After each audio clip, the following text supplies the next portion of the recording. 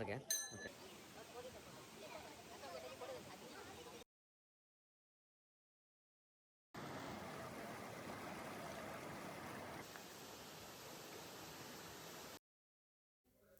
Hi hello friends, ದಯವಿಟ್ಟು ಕ್ಷಮಿಸಿ. Netravati day 2 ವಿಡಿಯೋನ ನಾನು ತುಂಬ ಲೇಟಾಗಿ ಅಪ್ಲೋಡ್ ಮಾಡ್ತಾ ಇದ್ದೀನಿ.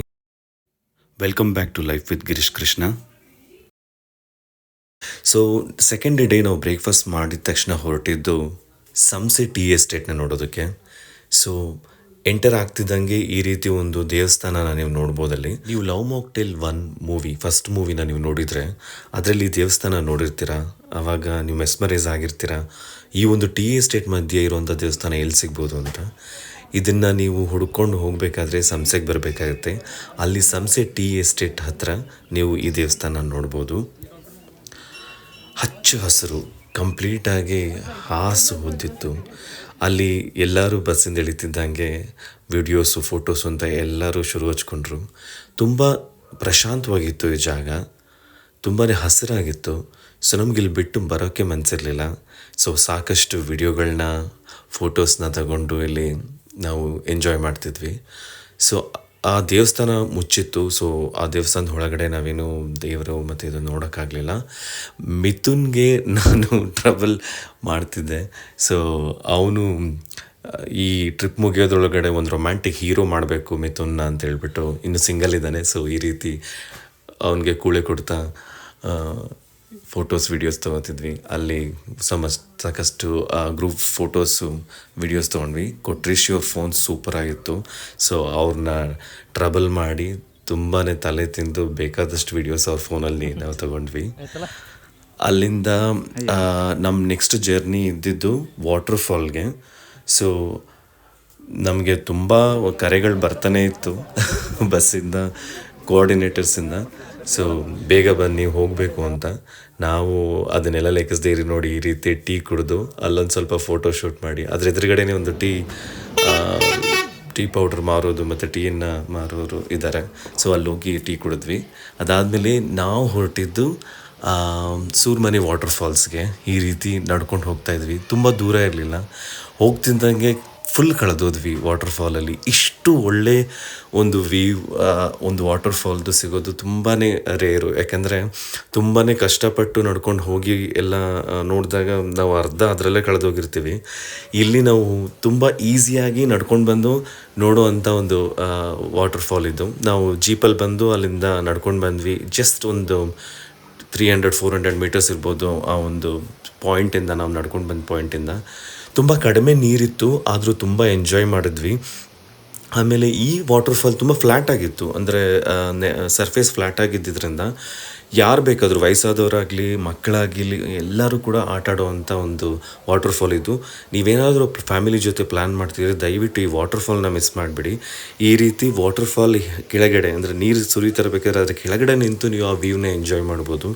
ತುಂಬ ಫೋಟೋಸ್ನ ತೊಗೊಬೋದು, ವಿಡಿಯೋಸ್ನ ತೊಗೊಬೋದು. ನಾನು ಕೂಡ ಸಖತ್ ಎಂಜಾಯ್ ಮಾಡಿದೆ, ಫೋಟೋಸ್ ತೆಗೆದು. ಆಮೇಲೆ ನೀರಲ್ಲಿ ಆಟ ಆಡಿ. ಸೊ ಎಲ್ಲರೂ ಕೂಡ ಆ ನೀರಲ್ಲಿ ಇಳಿಲಿಲ್ಲ. ನಾನು ಮತ್ತು ಅಭಿ ಮತ್ತು ಇಬ್ಬರು ಧೈರ್ಯ ಮಾಡಿ ನೀರಲ್ಲಿ ಇಳಿದು ಎಂಜಾಯ್ ಮಾಡಿದ್ವಿ. ನನಗೇನೆಂದರೆ ಫುಲ್ ಪೈಸಾ ವಸೂಲಾಗಬೇಕು. ಎಲ್ಲೇ ಹೋದರೂ ಕೂಡ ಆ ಜಾಗನ ಕಂಪ್ಲೀಟಾಗಿ ಎಂಜಾಯ್ ಮಾಡಿ ಬರಬೇಕು ಅನ್ನೋದು ನನ್ನ ಉದ್ದೇಶ. ನೀವು ಯಾರಾದರೂ ಈ ರೀತಿ ಮಾಡಲಿಲ್ಲ ಅಂತ ಹೇಳಿದ್ರೆ ದಯವಿಟ್ಟು ನಾನು ನಿಮ್ಗೆ ಹೇಳೋದು, ನೀವೊಂದು ಜಾಗಕ್ಕೆ ಹೋಗ್ತಿದ್ದೀರಾ ಅಂದರೆ get most out of the place. So ಆ ರೀತಿ ನಾವು ನೀರಲ್ಲಿ ಎಂಜಾಯ್ ಮಾಡಿದ್ವಿ. ನಾನಂತೂ ಈ ನೀರಲ್ಲಿ ಎಂಜಾಯ್ ಮಾಡಬೇಕಾದ್ರೆ ಕಳೆದೋಗ್ಬಿಟ್ಟಿದ್ದೆ. ಇದೆಲ್ಲ ಆಗಿ ಆಟ ಆಡಿ ಎದ್ದು ಹೊರಗಡೆ ಬಂದಾದ ಮೇಲೆ ಜನ ಎಲ್ಲಿ ಕಿರ್ಚ್ತಾ ಇರೋದು ಕೇಳಿಸ್ತು. ಏನಪ್ಪ ಯಾಕೆ ಕಿರ್ಚ್ತಾ ಇದ್ದಾರೆ ಎಲ್ಲ ಲೇಡೀಸ್ ಅಂತ ನೋಡಿದಾಗ ಈ ರೀತಿ ಒಂದು ಬುಸ್ ನಾಗಪ್ಪ ಅಲ್ಲೇ ನೀರಿಂದ ಆಗತಾನೆ ಫ್ರೆಶ್ ಆಗಿ ಈಚೆ ಬಂದಿದ್ದ. ಬದುಕ್ತಪ್ಪ ಜೀವ ಅಂತ ತುಂಬ ಖುಷಿಪಟ್ಟೆ. ಯಾವಾಗ ಒಳಗಡೆ ಇದ್ದಾಗ ಏನಾದರೂ ಕೈಗೋ ಕಾಲ್ಗೋ ಸಿಕ್ಕಿದ್ದಿದ್ರೆ ಫ್ರೆಂಡ್ಸ್ ಅಷ್ಟೇ, ಟಾಟಾ ಬಾಯ್ ಬಾಯ್. ಈ ವಿಡಿಯೋ ನೋಡ್ತಿದ್ರು ಇಲ್ಲ ಆ ಹಾವು ಯಾವುದು ಅಂತ ನನಗೆ ಗೊತ್ತಿಲ್ಲ. ನಿಮ್ಗೇನಾದ್ರು ಗೊತ್ತಿದ್ರೆ ಕಮೆಂಟ್ ಮಾಡಿ ತಿಳಿಸಿ, ಅದು ಕಡಿದ್ರೆ ಸಾಯ್ತಾರ ಏನು ಅಂತ. ಸೊ ನಾವು ಜಸ್ಟ್ ಆಗ್ತಾನೆ ನೀರಿಂದ ಎದ್ದು ಬಂದಿದ್ವಿ. ಸೊ ಇವ್ರ ದರ್ಶನ ಕೂಡ, ನಾಗಪ್ಪನ ದರ್ಶನ ಕೂಡ ನಮ್ಗೆ ಆಯಿತು. ಅಲ್ಲಿಂದ ನಾವು ಹೊರಟಿದ್ದು ನೆಕ್ಸ್ಟು ಹ್ಯಾಂಗಿಂಗ್ ಬ್ರಿಡ್ಜ್ಗೆ. ಸೊ ಹ್ಯಾಂಗಿಂಗ್ ಬ್ರಿಡ್ಜಲ್ಲಿ ನೀವು ಹೋದಾಗ ಮೇಕ್ ಶೋರ್ ಅಲ್ಲಿ ತುಂಬ ಜನ ಬ್ರಿಡ್ಜ್ ಮೇಲೆ ಇಲ್ಲ ಅಂತ ನಿಮ್ಗೆ ನೋಡಿರ್ತಿರೋ ಗುಜರಾತಲ್ಲಿ ನಡೆದಿದ್ದು ಎಲ್ಲ.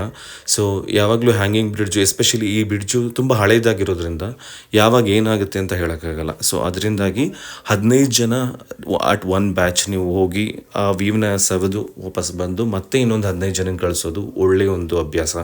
ದಯವಿಟ್ಟು ಅದನ್ನು ಫಾಲೋ ಮಾಡಿ. ಇದು ನಿಮ್ಮ ಸೇಫ್ಟಿ ಮತ್ತು ನಿಮ್ಮ ಸುತ್ತಮುತ್ತ ಇರೋರು ಸೇಫ್ಟಿಗೋಸ್ಕರ.